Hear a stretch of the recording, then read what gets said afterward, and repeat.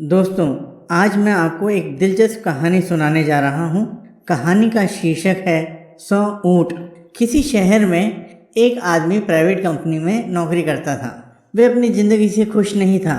हर समय वह किसी न किसी समस्या से परेशान रहता था। एक बार शहर के कुछ दूरी पर एक महात्मा का काफिला रुका।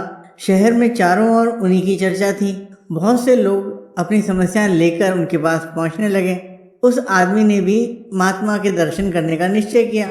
छुट्टी के दिन सुबह सुबह ही उनके काफिले तक पहुंचा। बहुत इंतजार के बाद उसका नंबर आया। वह बाबा से बोला, बाबा, मैं अपने जीवन से बहुत दुखी हूँ। हर समय समस्याएं मुझे घेरी रहती हैं।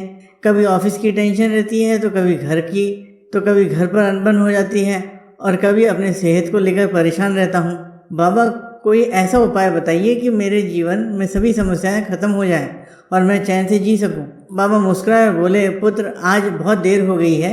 मैं तुम्हारे प्रश्न का उत्तर कल सुबह दूंगा, लेकिन क्या तुम मेरा एक छोटा सा काम करोगे? हमारे काफिले में 100 ऊँट हैं। मैं चाहता हूँ कि आज रात तुम इनका ख्याल रखो। जब 100 के 100 ऊँट बैठ जाएं तो तुम भी सो जाना। ऐसा कहते हुए महात्मा अपने तंबू में चले गए। अगली सुबह महात्मा उस आदमी से मिले और पूछा, कहो बेटा, नींद अच्छी आई? वह दुखी होते हुए बोला, कहाँ बाबा, मैं तो एक पल भी नहीं सो पाया। मैंने बहुत कोशिश की, पर मैं सभी ऊँटों को नहीं बैठा पाया। कोई न कोई ऊँट खड़ा हो ही जाता था।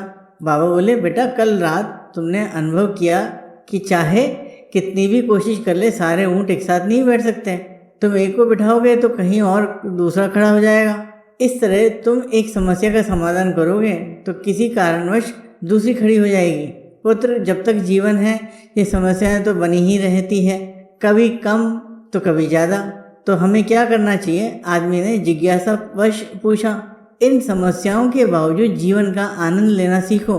कल रात क्या हुआ? कई ऊँट रात होते होते खुद ही बैठ गए।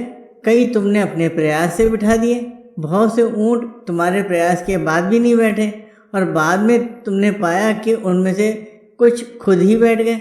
कुछ समझे? समस्याएं भी ऐसी ही होती हैं। कुछ तो अपने आप ही खत्म हो जाती हैं, कुछ को तुम अपने प्रयास से हल कर लेते हो, कुछ तुम्हारी बहुत कोशिश करने पर भी हल नहीं होती। ऐसी समस्याओं को समय पर छोड़ दो।